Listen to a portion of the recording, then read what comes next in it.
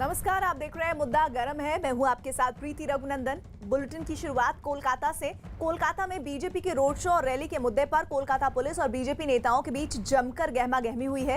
पहले तो पुलिस ने बीजेपी नेता कैलाश विजयवर्गीय समेत दूसरे नेताओं को रोड शो निकालने की इजाजत देने से इनकार कर दिया, जिसके बाद बीजेपी नेता भी रोड शो और रैली पर अड़ गए। काफी देर तक चली गर्मागर्म बहस के बाद पुलिस ने बीजेपी नेताओं को शर्तों के साथ रैली निकालने की इजाजत दे दी। इस रैली में शामिल होने के लिए बीजेपी नेता कैलाश विजयवर्गीय भी वहां पहुंच गए। इससे पहले रैली को रोके जाने पर हंगामा बढ़ गया। दोनों नेता अलीपुर से रैली शुरू करना चाहते थे, लेकिन पुलिस ने इसकी इजाजत ही नहीं दी, जिसके बाद बीजेपी कार्यकर्ताओं का गुस्सा बढ़ गया। जबकि इस रैली को रोकने के लिए पुलिस और प्रशासन ने भी पूरी तैयारी की और भारी संख्या में पुलिस वाले तैनात कर दिए।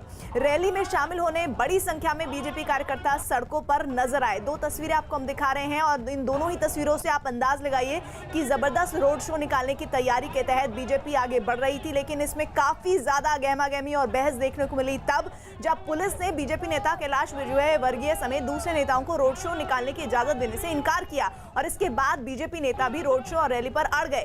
काफी देर तक यही सब चलता रहा। पुलिस ने बीजेपी नेताओं को शर्तों के साथ रैली निकालने की इजाजत दी। इस रैली में शामिल होने के लिए बीजेपी नेता कैलाश विजयवर्गीय भी वहां पहुंचे। इस बीच रैली रोकने से नाराज बीजेपी नेताओं ने टीएमसी पर इस रैली को रोकने का आरोप लगाया है। किसी भी हालात में रैली निकालने का दावा किया है। ये आपको बता दें इस वक्त की बड़ी खबर। राकेश जी, ये बताइए, ये आपके चारों तरफ यहाँ पे चारों तरफ पुलिस ने घेर लिया है, अभी जो देख रहे हैं, आप रैली कैसे कर पाओगे? मैन टू मैन गिरफ्तार किया है। हिलने नहीं दे रहा है, चलने नहीं दे रहा है, घर के पास नहीं दे रहा है। बाहर में टीएमसी का गुंडा लोगों को भी रखा है, लेकिन उसके बावजूद भी हमारा मिছিল निकलेगा। मेरा डेमोक्रेसी में राइट है। हमने आज 10 दिन से संवाद किया है पुलिस कमिश्नर से, हेडक्वार्टर से। उन्होंने बोला कि खाली आप हमको एक कोऑपरेशन करिए कि कालीघाट मुख्यमंत्री का घर में आप जाने का रास्ता बदल दीजिए। मैंने वो भी बदल दिया। उसके बाद एक मेल किया कि गाड़ी कम कर दीजिए। हमने गाड़ी भी कम कर दिया। उसके बाद उन्होंने कहा कोई गाड़ी नहीं जाएगा, पद यात्रा होगा, उसमें भी हमने राजी हो गया। तो आज रैली होगा कि नहीं होगा? रैली तो तृणमूल का सुप्रीमो और जितना 25,000 इनका पुलिस का संख्या बल, वो भी नहीं रोक पाएगा। तो राकेश सिंह, आप बीजेपी के नेता को सुन रहे थे, जिस तरह से वो बता रहे हैं कि हमने पूरी तैयारी की गई थी, हमारी पूरी बीजेपी के कार्यकर्ता तैयार थे, लेकिन बावजूद इसके किस तरह से वहां पर माहौल को बिगाड़ने की कवायद की गई। बहुत लंबी बहस पुलिस के साथ चली बीजेपी नेताओं और कार्यकर्ताओं की, लेकिन बीजेपी पूरी रणनीति के साथ इस रोड शो को आगे बढ़ाती हुई नजर आई। साथ ही आपको बता दें कि बीजेपी ये बार बार कह रही है कि हमें जानबूझकर इस तरह के रैली रोड शो करने की इजाजत नहीं दी जा रही है। हमारे साथ हमारी सहयोगी आशिका सिंह जुड़ रही हैं। आशिका, बीजेपी को इजाजत नहीं मिली है, इस पर एक रिपोर्ट आशिका की देखते हैं, उसके बाद हम उनके साथ लाइव जुड़ेंगे। घंटों तक पुलिस के साथ चली जद्दोजहद के बाद बीजेपी की रैली को कोलकाता के अलीपुर में शर्तों के साथ पुलिस ने परमिशन दिया है। कोलकाता के अलीपुर से ये रैली, जिसमें भाजपा के सभी वरिष्ठ नेता शामिल हैं, कैलाश विजयवर्गीय, मुकुल रॉय, अर्जुन सिंह, इसके साथ ही यहाँ पर हजारों की संख्या में भाजपा के कार्यकर्ता भी मौजूद हैं। पुलिस ने इस रैली को पहले अनुमति नहीं दी थी और काफ़ी जद्दोजहद के बाद बीजेपी के नेता लगातार प्रयास करते रहे। उसके बाद शर्तों के साथ जो है रैली को परमिशन दी गई है। यहाँ पर बाकी जो सभी कार्यकर्ता हैं पार्टी के, उन्हें पैदल जाने की अनुमति भी दी गई है। सीधे कोलकाता को रुक कर लेते हैं। हमारे साथ आशिका, हमारी सहयोगी, जुड़ी हुई हैं। आशिका, जरा ये बताइए कि इस रैली को करने के लिए शर्तें कौन सी हैं जिसके तहत इजाजत मिली है बीजेपी को?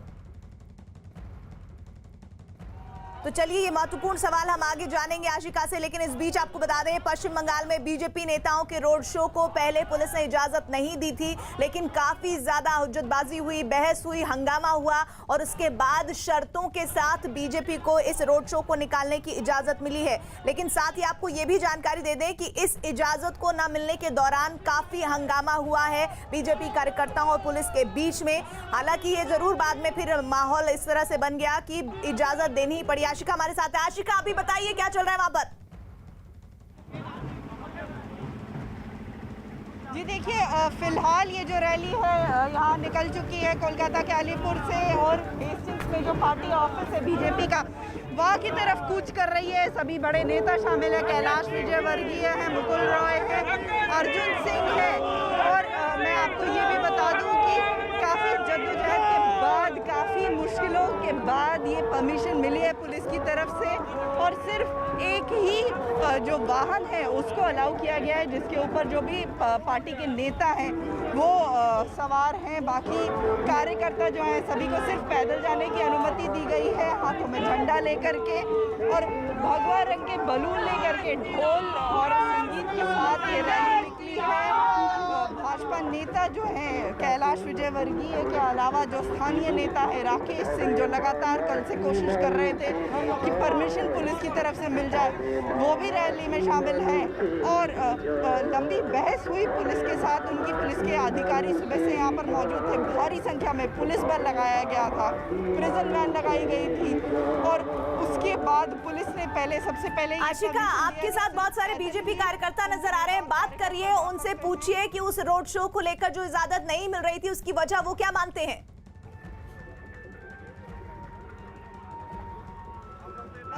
ये जो परमिशन नहीं मिल रही थी आप लोगों को, इसके बारे में क्या कहेंगे? ये ममता का सरकार जो है ना, ये कोई भी विरोधी गोष्ठी को कोई परमिशन नहीं देने वाला है, ये हम लोग समझ चुके हैं। और बीजेपी अभी मैदान में उतरे हैं, परमिशन मिले या ना मिले हम लोगों का रैली होगा, होके रहेगा, ममता जो चाहे करे। यहाँ पर आरोप सीधे सीधे ममता बनर्जी पर लगाया जा रहा है। दादा आप बताइए, ये जो परमिशन नहीं मिली है इसकी वजह से कितनी मुश्किलें हुई हैं? मुश्किलें तो आई है, लेकिन सब मुश्किल दूर करना ही बीजेपी का काम है, ममता को हटाना बीजेपी का काम है। आगे देखिए और क्या होता है। यहाँ पर ये भी मैं आपको बता दूं, प्रीति की भीड़ जो यहाँ पर है, भारी संख्या में लोग यहाँ पर बीजेपी के कार्यकर्ता मौजूद है। ये सकरी गलियाँ हैं कोलकाता के अलीपुर इलाके की, खिदरपुर इलाके की, जहाँ पर जो लोग सड़कों के दोनों किनारे यहाँ पर खड़े होकर के कहीं फूल बरसा रहे हैं तो कहीं पर स्वागत के गीत गाए जा रहे हैं। इसके साथ ही जो यहाँ पर आपको गाड़ियाँ जो हैं वो सिर्फ 2 ही नज़र आ रही होंगी। यहाँ पर गाड़ियाँ, आशिका आपकी आवाज हम सुन पा रहे हैं, और ये जो तस्वीरें अपने आप में इस रोड शो की किस तरह से मौजूदगी लोगों के बीच है वो भी दिखा रहे हैं। हम देख रहे हैं कि जहां जहां से रोड शो निकल रहा है, ऊपर से लोग उस रोड शो पर जो गाड़ी में सवार नेता है बीजेपी के, उनके ऊपर फूल बरसाए जा रहे हैं। इसका मतलब ये है कि बीजेपी इस इलाके में अपनी ताकत को अच्छी तरह से समझती है और इसी वजह से वो रोड शो करना चाह रही थी, जिसकी इजाजत पुलिस के जरिए नहीं दी जा रही थी। हमारे साथ यहाँ पर प्रियंका टिब्रेवाल हैं, जो बीजेपी की नेता है, साथ ही वकील हैं। इनसे जानने की कोशिश करते हैं, पुलिस जो परमिशन नहीं दे रही थी, प्रियंका क्या कहेंगी उस पर? कितनी मुश्किल हुई? बहुत वाजिब बात है, वो हमेशा ऐसा होता है, ये कोई पहली बार हुआ ऐसा नहीं है। जितनी बीजेपी की रैलियां होती हैं यहाँ कभी भी लोग परमिशन नहीं देते, क्योंकि उनको खौफ है, आतंक है। जितनी बार हमारी रैली होती है, इतने लोग रास्तों पर उतरते हैं, वो ये चाहते हैं कि लोगों तक ये मैसेज नहीं जाए कि अब बीजेपी ने जो है वो अपनी जगह पकड़ मजबूत कर ली है बंगाल में, इसीलिए वो ये परमिशन नहीं देती हैं। टीएमसी के नेता कह रहे हैं कि जब परमिशन नहीं दी है पुलिस ने तो रैली करने की क्या जरूरत है? अच्छा, हमें परमिशन की दरकार है, वो बिना परमिशन कुछ भी कर सकते हैं। हम जहाँ पे भी जाएं हमें लिखित परमिशन चाहिए, और वो बिना परमिशन ममता बनर्जी पूरे पश्चिम बंगाल में नंगे पैर घूम सकती हैं। क्यों ये फर्क? This is democracy. अगर वो कर सकते हैं तो हम क्यों नहीं? आज की बात करें तो आप लोगों को सिर्फ पैदल जाने की अनुमति दी गई है, जो कार्यकर्ता हैं, गाड़ी वगैरह की अनुमति नहीं दी गई है। कितनी मुश्किलों का सामना करना पड़ा? देखिए, बीजेपी के जो लोग हैं, हम जमीन से जुड़े हुए लोग हैं, हमारे लिए 10-15 किलोमीटर चलना कोई खास बड़ी बात नहीं होती है। अभी भी आप जानते हैं यहाँ पे 600 से ज़्यादा बाइक्स पार्क हैं, क्योंकि वो सारी रैलियों में शामिल होने वाली थी। ये जोर जो है वो देख करके ये लोग इतने डर गए, चाहते नहीं कि पब्लिक ऐसा देखे, मगर रोकने से क्या होगा, ये हवा जो है बीजेपी की, वो हवा आंधी की तरह आएगी और इनको उड़ा करके ले जाएगी। तो ये प्रीति, आप आवाज आपने सुनी, यहाँ पर जो बीजेपी के नेता है, कार्यकर्ता है, पूरे जोश में हैं। ये जो रोड शो चल रहा है, जिसमें गाड़ियां कम और आदमी चलते हुए, बीजेपी के कार्यकर्ता चलते हुए ज्यादा नजर आ रहे हैं, इस पर हम आगे भी जुड़ेंगे आपसे। इससे पहले 10 दिसंबर को बीजेपी अध्यक्ष जेपी नड्डा के बंगाल दौरे के दौरान उनके काफिले काफिले पर हमला हुआ था, जिसमें बीजेपी के पश्चिम बंगाल प्रभारी कैलाश विजयवर्गीय की गाड़ी पर भी हमला किया गया था। हमले में कैलाश विजयवर्गीय भी घायल हुए थे, लेकिन विधानसभा चुनाव के लिए बंगाल में बीजेपी ने अपनी पूरी ताकत झोंक दी है। लगातार बीजेपी नेता बंगाल दौरे पर हैं और इसी क्रम में कैलाश विजयवर्गीय की रैली होनी थी। हमारे साथ आशिका जुड़ी हुई है। आशिका, जैसे अभी बीजेपी के नेता प्रियंका कह रही थी कि ये बीजेपी की बढ़ती ताकत का खौफ है, ग्राउंड रियलिटी क्या है? क्यों रोका जा रहा था इस रोड शो को करने से? देखिए, फिलहाल सबसे पहले मैं आपको यहाँ पर तस्वीरें दिखाऊं। जो भीड़ है वो अपने आप में आपके इस सवाल का जवाब देगी कि ग्राउंड रियलिटी क्या है। यहाँ पर जो स्थानीय नेता है वो भी मौजूद हैं, साथ ही कैलाश विजयवर्गीय, मुकुल रॉय ये भी आए हैं। काफ़ी मुश्किल के बाद ये परमिशन भले ही मिली हो, लेकिन बीजेपी के जो नेता कार्यकर्ता थे वो लगातार ये कह रहे थे कि कुछ भी हो जाए वो ज़रूर इस रैली को करेंगे। और हमारे साथ यहाँ पर राकेश सिंह हैं, हम इनसे बात करने की कोशिश करेंगे, जिन्होंने इस रैली को आयोजित किया है और लगातार पुलिस के साथ जो है वो बहस होती रही है। और यहाँ पर फिलहाल जो है जगह जगह पर जो है भारी संख्या में लोग शामिल हो रहे हैं, बीजेपी के कार्यकर्ता। और क्योंकि गलियां यहाँ पर सक्रिय हैं, मैं आपको तस्वीर दिखा दूं। ये वो वाहन है जिसके ऊपर कैलाश विजयवर्गीय, मुकुल रॉय, अर्जुन सिंह, पार्टी के जो दूसरे बड़े नेता हैं वो सवार हैं। और भीड़ इतनी है कि जो गाड़ी है उसको निकलने में काफ़ी मुश्किल हो रही है। और बावजूद इसके यहाँ पर जो पुलिस बल भी जगह जगह पर मौजूद है।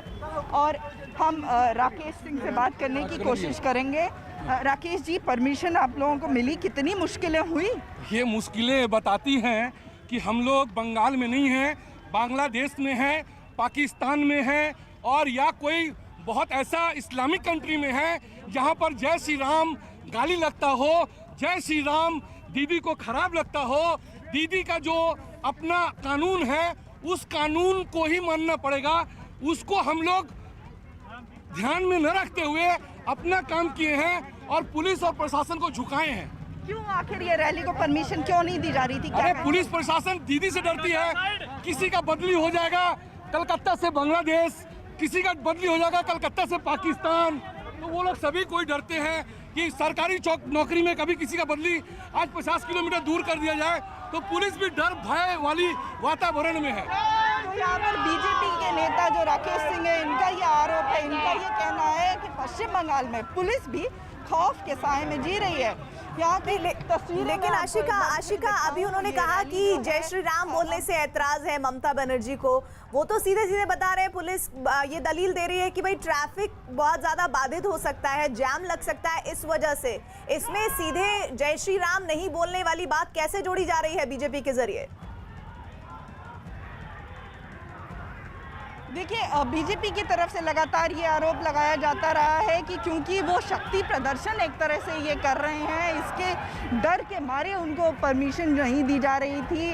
हालांकि पुलिस ने कल रात को जो ईमेल पर जवाब दिया था, साफ कहा था कि कोलकाता शहर में ट्रैफिक व्यवस्था पर असर पड़ेगी, जिसकी वजह से ये परमिशन रैली को नहीं दी जा।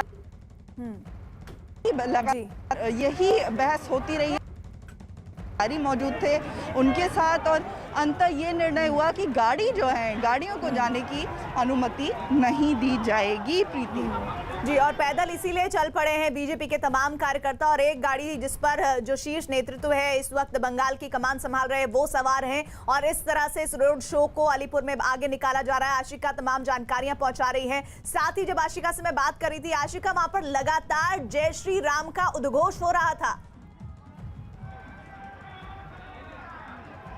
बिल्कुल, जगह जगह पर जय श्री राम के नारे लग रहे हैं, और भी तृणमूल कांग्रेस कांग्रेस के खिलाफ नारे भी लगाए जा रहे हैं। प्रधानमंत्री नरेंद्र मोदी की तस्वीरें हैं, उनके लिए नारे लगाए जा रहे हैं। स्वागत में गीत जो है भाजपा नेताओं के लगातार गाए जा रहे हैं। अब ये जो हेस्टिंग्स में पार्टी ऑफिस है बीजेपी का, उस दिशा में ये रैली जो है वो अग्रसर है। यहाँ पर खिदरपुर ये इलाका है जो कि तृणमूल कांग्रेस का गढ़ माना जाता है, ये कहा जा सकता है। वहाँ पर ये रैली और ये जो भीड़ है अपने आप में ये कहानी कहती है कि बीजेपी पूरी तरह से तैयार है तृणमूल कांग्रेस को टक्कर देने के लिए। अच्छा, एक और बात आशिका बताइएगा, अभी आपने बताया कि तृणमूल का गढ़ है, लेकिन जिस तरह से रोड शो आगे बढ़ रहा था, ऊपर से जिस तरह से घरों से फूलों की बरसात हो रही थी, ऐसा लग रहा था कि बीजेपी वहां पर मजबूत पकड़ बनाने की ओर बढ़ती हुई दिख रही है। क्या यही डर है टीएमसी को, जो इस तरह पुलिस के जरिए किसी भी तरह से उनके रोड शो को प्रभावित करने की कवायद हो रही थी? देखिए प्रीति, इसके पहले भी यहाँ की तस्वीरें दिखाते हुए मैं आपको ये जानकारी दूं कि इसके पहले की भी जो भी रैलीज हुई हैं बीजेपी की, कभी भी पुलिस की तरफ से परमिशन रिटर्न नहीं दिया गया है। और जगह जगह खिदरपुर मोड़ पर पुलिस बल जो तैनात है, ये सिर्फ एक हिस्सा है जो रैली गुजरने का रास्ता है। यहाँ पर पुलिस बल संख्या में तैनात पर किया गया है, तो ये पहले भी देखा जाता है। आपकी आवाज बहुत साफ आशिका नहीं आ रही है, बीच बीच में कट जा रही है। मैं आपसे इन तस्वीरों के जरिए ये लगातार समझ रही हूँ कि किस तरह से बीजेपी अपने इस रोड शो को आगे बढ़ा रही है। भगवा रंग के गुब्बारे लिए हुए कार्यकर्ता बीजेपी के इस भीड़ में मौजूद है, और आपके पीछे मेरी जहां तक नजर जा रही है, या तो वो भगवा गुब्बारे दिख रहे हैं या फिर पार्टी के झंडे नजर आ रहे हैं, और भीड़ भी ठीक ठाक नजर आ रही है। आप लगातार ये कवरेज कर रही हैं रोड शो, रैली, तमाम जगहों की। जरा बताइए कि इस रोड शो को लेकर वहां मौजूद लोगों में कितना उत्साह है, या फिर वो कितना शरीक हो रहे हैं इसमें? बिल्कुल, मैं आपको यहाँ की तस्वीरें दिखाऊं तो न सिर्फ इस तरफ जहाँ पर गाड़ी जो है भाजपा की रैली जो है और गाड़ी पर नेता सवार होकर निकल रहे हैं, बल्कि सड़क के हर तरफ लोग खड़े हैं और बच्चे भी खड़े हैं, वो भी रैली को देखने के लिए यहाँ पर खड़े हैं, उत्सुक हैं। और जहाँ तक कार्यकर्ताओं की बात करें, भाजपा के स्थानीय नेताओं की बात करें, सभी उत्साहित हैं। रैली को परमिशन नहीं मिली, उसको लेकर के काफ़ी मुश्किल हुई आप लोगों को। हम लोग के लिए कोई मुश्किल काम नहीं है। आगामी चुनाव में यहाँ पे बांग्ला में बीजेपी आएगा, ये हमारा विश्वास है। और आज जो रैली हो रहा है यहाँ पे, ये रैली में यहाँ पे लोग जान जाएंगे कि यहाँ पे बीजेपी के कार्यकर्ता यहाँ पे एकदम एक्टिव है और एक्टिवली काम कर रहा है। बिल्कुल, ये आवाज़ बीजेपी के कार्यकर्ताओं की आप सुनिए। इनका कहना है कि तैयार है पूरी तरह से चुनाव के लिए। पहले आशिका, एक गाने की धुन भी बज रही है, उसकी बोल क्या है अगर आप समझ पाए, अगर वो स्थानीय भाषा में है तो?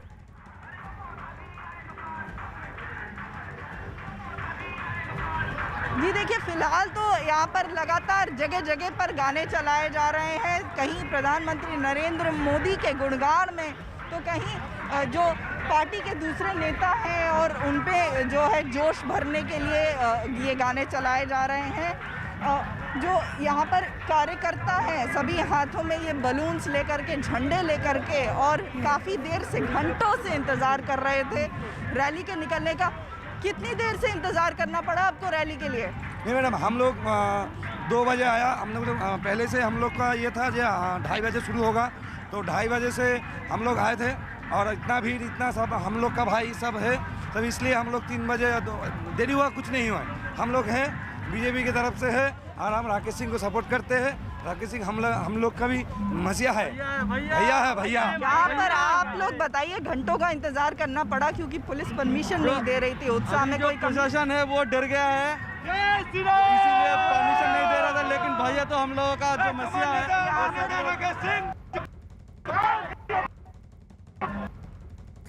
तो आशिका बता रही है कि किस तरह से वहां देर जरूर हुई इस रोड शो को शुरू होने में, लेकिन जैसे ही रोड शो ने रफ्तार पकड़ी, वहां बीजेपी के कार्यकर्ता लगातार जुड़ते हुए दिखे। आशिका, एक बार फिर से जरा बीजेपी कार्यकर्ता जो जुड़े हुए हैं आपसे बात कीजिए, और इस रोड शो को लेकर उनको उम्मीद क्या है, और ये जो रोकने की कवायद की गई थी इस रोड शो को, उसको लेकर वो क्या कहते हैं? बिल्कुल मैं यहाँ पर बीजेपी के जो कार्यकर्ता हैं उनसे बात करूंगी। ये तो आप स्कार्फ वगैरह लगाकर आए हैं, परमिशन तो पुलिस नहीं दे रही थी, कितनी देर इंतजार करना पड़ा आपको? कितनी देर इंतजार करना पड़ा आपको? बहुत देर तक इंतजार करना पड़ा। तो यहाँ की जो तस्वीरें मैं आपको दिखाऊं, लगातार यहाँ आगे भी बीच में भी लोग जो हैं वो झंडे लेकर के खड़े हैं, लेकिन यहाँ पर बीच में बीजेपी के झंडे और बलून के साथ ही तृणमूल कांग्रेस के झंडे भी नजर आ रहे हैं। और यहाँ पर पुलिस बल भारी संख्या में मौजूद है।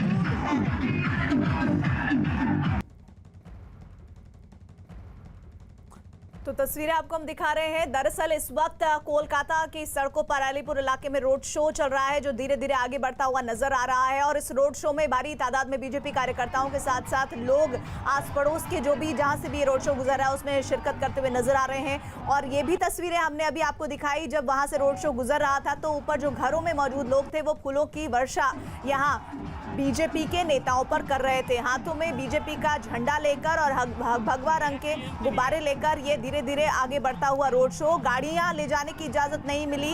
एक गाड़ी पर शीर्ष नेतृत्व बंगाल की कमान संभालने वाले सवार हैं और वहीं दूसरी तरफ पैदल चलते हुए रोड शो आगे बढ़ाया जा रहा है। आशिका हमारे साथ है। आशिका, अभी की तस्वीर बताइए।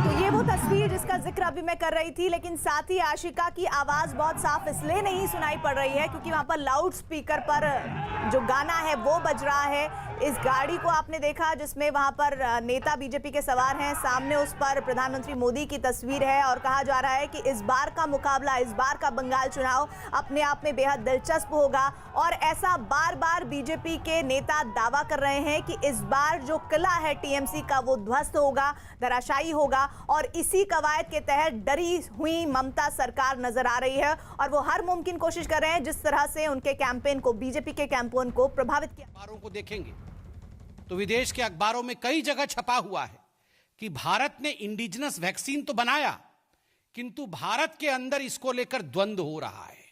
इससे लाभ किसको होगा?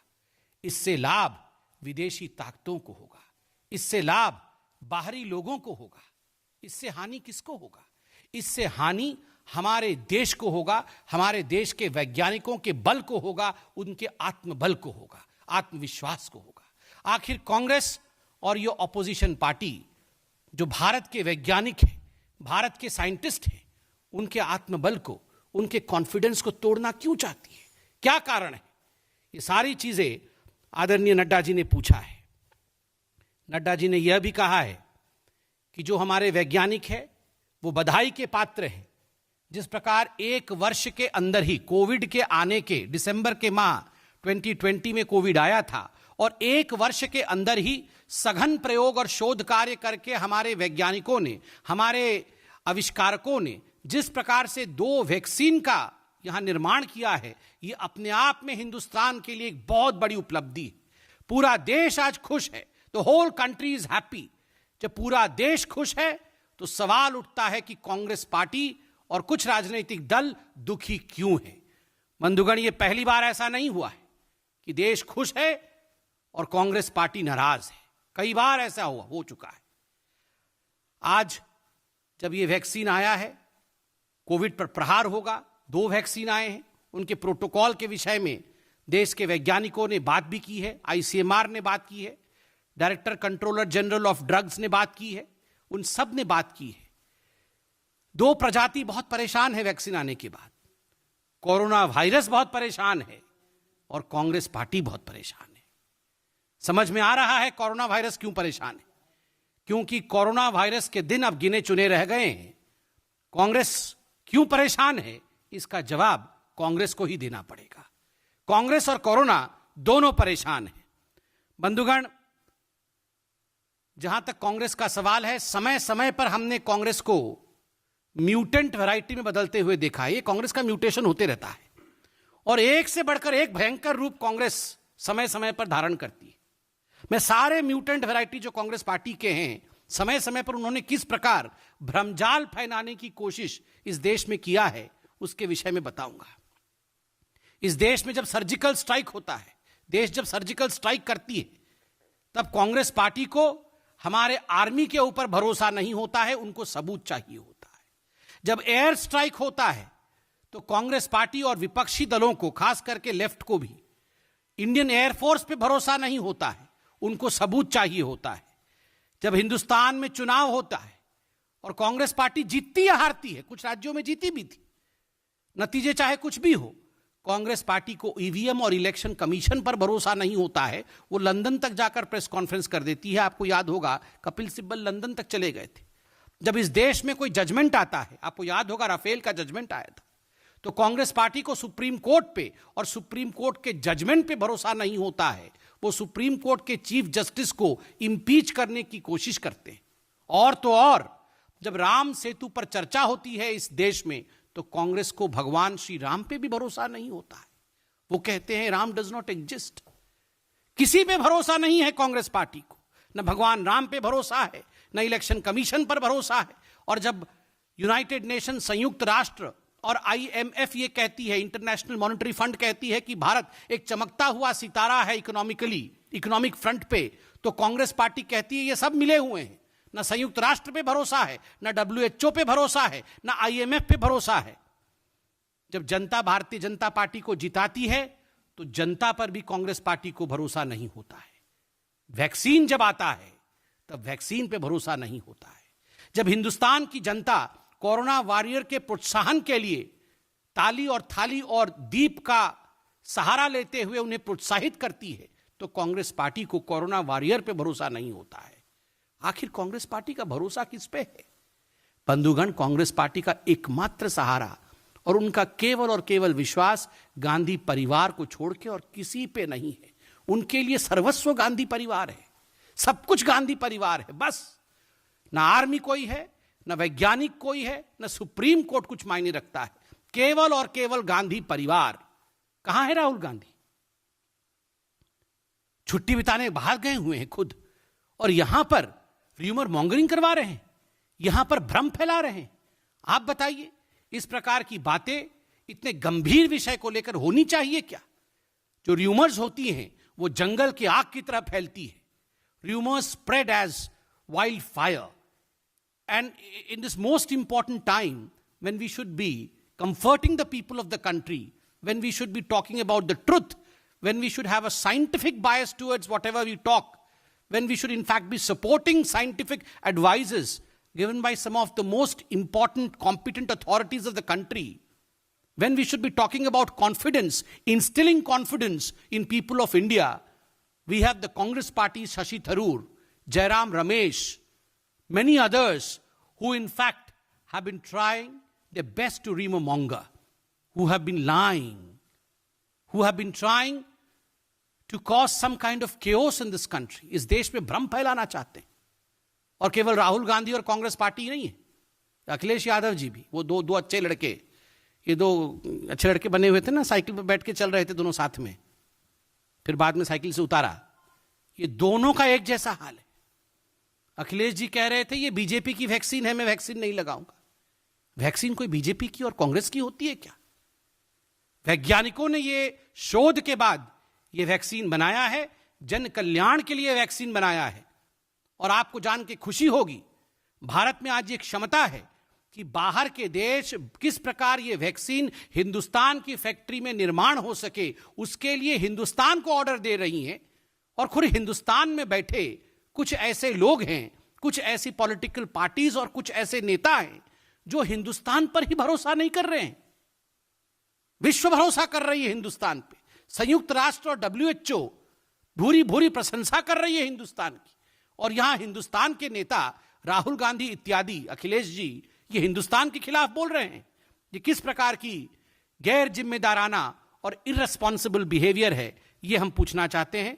बंधुगण, drug controller general of India DCGI के VG Somani ji, COVID-19 subject expert committee of the central drug standard control organisation CDSCO, ICMR से डॉक्टर बलराम भार्गव जी जो DG हैं, हेल्थ मिनिस्ट्री, इन सभी ने पूरे विषय का जायजा लेते हुए कोई भी शंका किसी के मन में भी हो, उन शंकाओं का निवारण किया है, उसका जवाब दिया है, तथ्यात्मक रूप से सत्य को जनता के सामने प्रतिपादित किया है।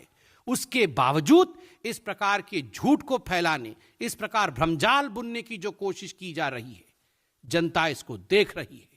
और यही कारण है कि जब जनता खुश होती है, जन कल्याण का काम होता है और कांग्रेस पार्टी नाराज होती है, कांग्रेस को भरोसा नहीं होता है, यही कारण है कि जनता आज कांग्रेस को बाहर छोड़ने के लिए मजबूर हो रही है। जनता आज कांग्रेस को कहीं ना कहीं देश के इलेक्टोरल पॉलिटिक्स से बाहर ढकेल रही है। आपको किस पे भरोसा है? इन सभी जो संगठनों का मैंने नाम लिया, जो वैज्ञानिक संगठन है, या ये Nobel laureate Shashi Tharoor, Nobel laureate Rahul Gandhi, Nobel laureate Ramesh, Nobel laureate Akhilesh Yadav, और कोई कल उनका नेता कह रहा था कि कोई वैक्सीन लेने से नपुंसक, कैसी भाषा, ऐसी भाषा का प्रयोग? आप इस प्रकार से लोगों को डरा रहे हैं, भ्रम फैला रहे हैं। बंधुगण, मैं लास्ट में कांग्रेस पार्टी से इतना ही कहूंगा कि आपसे तो आपका घर नहीं संभल रहा है, आप वैक्सीन संभालने चले। इतना ही आपको लगता है आप सक्षम हैं तो पहले फेज 1 का ट्रायल करिए कि आपके पार्टी में अध्यक्ष कौन बनेगा। 20 लोग कुल मिला के वो कांग्रेस नॉन वर्किंग कमेटी में है, तो 20 लोगों में भी उनका फेज 1 का ट्रायल अभी तक कंप्लीट नहीं हो पाया है। मैं आज आपको लिख के दे रहा हूं, वैक्सीन आ गया है, कोविड समाप्त हो जाएगा, ये दिन भी हम देखेंगे, अच्छा दिन ये भी देखेंगे। मंगल ग्रह में पानी भी मिल जाएगा, चंद्रमा में भी लोग बस जाएंगे, ये सब कुछ हो जाएगा, सारी बीमारियां उनकी वैक्सीन आ जाएगी, उनका ट्रीटमेंट हो जाएगा। इस कांग्रेस पार्टी का अध्यक्ष नहीं चुना जाएगा। मैं केवल और केवल इतना कहना चाहता हूं, जनता को मोदी जी के नेतृत्व पर, भारत के वैज्ञानिकों पर भरोसा है। कांग्रेस पार्टी पहले भरोसा अपने घर के अंदर ढूंढे, पहले अपना अध्यक्ष ढूंढे, उसमें अपने आप को व्यस्त रखे, बाद में इतने गंभीर विषय पर इस प्रकार की गैर जिम्मेदाराना टिप्पणी करे। बहुत बहुत धन्यवाद।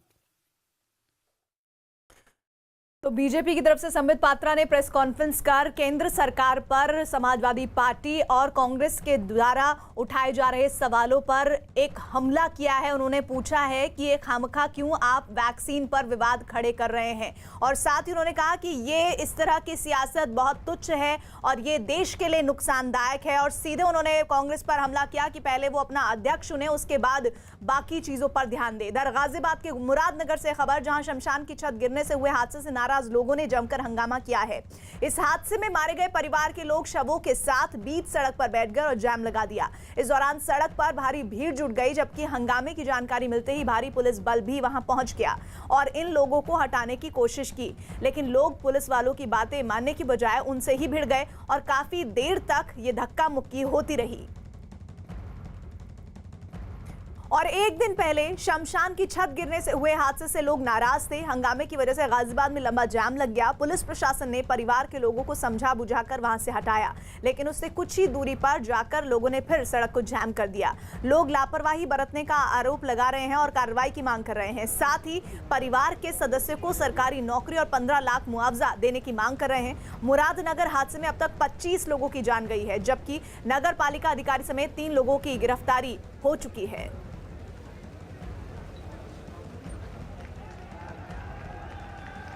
तो गाजियाबाद में सड़कों पर जाम करने की तस्वीरें साफ दिख रही हैं। पहले पुलिस ने काफ़ी उनको समझाया, लेकिन वो पुलिस की बात को नहीं समझते हुए दिखे। इस बीच आपको बता दें, इस मामले में गिरफ्तारी हुई है। नगर पालिका अधिकारी समेत 3 लोगों को गिरफ्तार किया गया है, लेकिन लगातार जो लोग हैं जिन्होंने अपनों को खोया है, वो ये कह रहे हैं कि हमारे परिवार के सदस्यों को 15 लाख रुपए मुआवजा दिया जाए, साथ ही सरकारी नौकरी दी जाए, तभी ये जाम खत्म होगा। दीपक बिष्ट हमारे साथ मुरादनगर से जुड़ रहे हैं। दीपक, अभी वहां पर क्या हाल है? देखिए प्रीति, यहाँ पर जो स्थिति है अभी कमोबेश उसी तरह की है, क्योंकि मेरे दाहिनी तरफ भी 3 शव यहाँ पर रखे गए हैं और बाईं तरफ भी सड़क पर 3 शव रखे गए हैं। और लोगों की जो डिमांड है वो यही है कि सरकारी नौकरी दी जाए, साथ ही जो आश्रित हैं उनके पास रोज़गार का कोई साधन नहीं है, उन्हें रोज़गार मुहैया कराया जाए और जो राशि है, सहायता राशि, उसको बढ़ाया जाए, 15 लाख के आसपास की जाए। जिसके बाद प्रशासन और सरकार के बीच में यहाँ पर जो अमला अधिकारी आए थे उन्होंने पीड़ित परिवारों से बात की, लेकिन आप देख सकते हैं उसकी बातचीत के बाद भी पीड़ित परिवारों के लोगों का कहना है कि उन्हें चेक दिया जाए ताकि वो बात कर सकें, क्योंकि हम कागज़ों पर विश्वास नहीं कर सकते। और यही वजह है कि यहाँ पूरा परिवार जो है इन लोगों का इसी जगह पर सड़क पर है और यहाँ पर अब बारिश शुरू हो चुकी है क्योंकि सुबह से मौसम बना था, जिसके बाद भी परिवार के लोग, पीड़ित परिवार के लोग इस साइड भी हैं और मैं दूसरी तरफ भी दिखाना चाहूँगा क्योंकि लगातार प्रशासन यहाँ पर बातचीत करने की कोशिश कर रहा है, लेकिन जो लोग हैं उनका ये कहना है कि उनकी मांग जो है जायज़ है, क्योंकि जो हादसा हुआ है उसमें जिन लोगों ने इस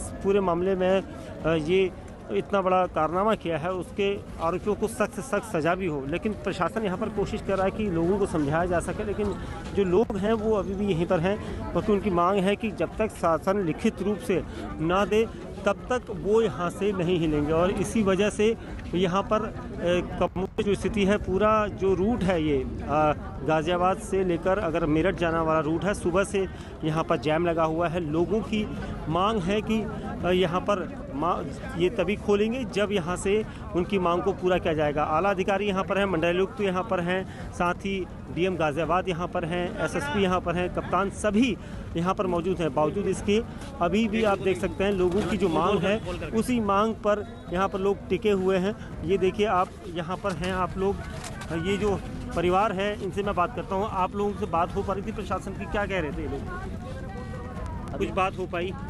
हाँ जी, प्रशासन से बात कुछ नहीं हो रही है। वो तो ये कह देते हैं ये दे देंगे, ये दे देंगे, कुछ सबूत हो, कुछ दे तो जब देंगे, कुछ सबूत हो, सबूत कुछ नहीं दे रहे हमें। ये कहा जा रहा था कि 10 लाख रुपए की राशि और हाँ लाओ तो हम चेक दे दो और नौकरी के लिए वो लिख के दे दो, बात खत्म, हम उठा के ले जाते हैं बस। और क्या वो दे नहीं रहे, कुछ भी नहीं दे रहे, तो अब हम क्या कर सकते? अब मान लिया इन्हें ले जाएंगे ढाके, कल हमारी कौन सुनेगा? सुनेगा कोई? किसके पास जाएंगे हम?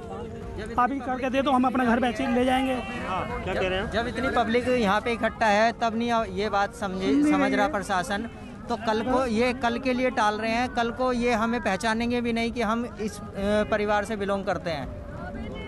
देखिए परिवार में छोटे छोटे बच्चे हैं, क्योंकि जो हादसा हुआ है इसका गुमान किसी को नहीं था, क्योंकि जो छत गिरी थी उसमें इन लोगों के परिवार का कोई ना कोई सदस्य था। और अब ये सभी उस सरकार से यहाँ पर अपना निवेदन कर रहे हैं, प्रार्थना कर रहे हैं कि उन्हें कुछ ऐसा दिया जाए ताकि वो अपना रोज़गार कर सकें, कुछ उनकी आर्थिक सहायता ऐसी हो ताकि वो अपने परिवार का भरण पोषण कर सकें। और इस तरह से हर जगह पर आप देख सकते हैं एक एक शव को रखकर यहाँ पर सुबह से ये जाम लगाया गया है। लगातार बातचीत की जा रही है परिवार की तरफ से और मैं इनसे बात करने जाऊँगा। आपकी बातचीत हुई थी क्या बातचीत हुई थी? अभी यहाँ पर कहते हैं कि बात नहीं निकला है। सिर्फ प्रशासनिक अधिकारी आ रहे हैं, मौके पे जा रहे हैं, डीएम साहब भी आए थे, एसएसपी साहब भी आए हैं, कलानिधि जी। उनका भी कहना सिर्फ इतना सा है कि बहकावा दे रहे हैं, कल का आश्वासन दे रहे हैं। जब आप बताएं कल का आश्वासन आप हमें दे रहे हैं तो वही काम आज क्यों नहीं कर देते? हमें आप लोग लिखित मांग रहे थे, लिखित रूप में मांग रहे हैं हम, तो लिखित एक कागज आ रहा के लिए है तो हम उसे एक्सेप्ट करेंगे, नहीं तो नहीं करेंगे। सीएम साहब से हम चाहते हैं सीएम साहब ट्वीट करते हैं ये सारी। तो दीपक बिष्ट हमें बता रहे हैं कि वहां पर लोगों की मांग है कि भाई आप लिखकर हमें दीजिए कि सरकारी नौकरी मिलेगी, साथ ही 15 लाख जो मुआवजे की मांग कर रहे हैं वो उन्हें दिया जाए। वो कह रहे हैं कि इतनी भीड़ है तब अगर उनकी बात नहीं मान रहे हैं तो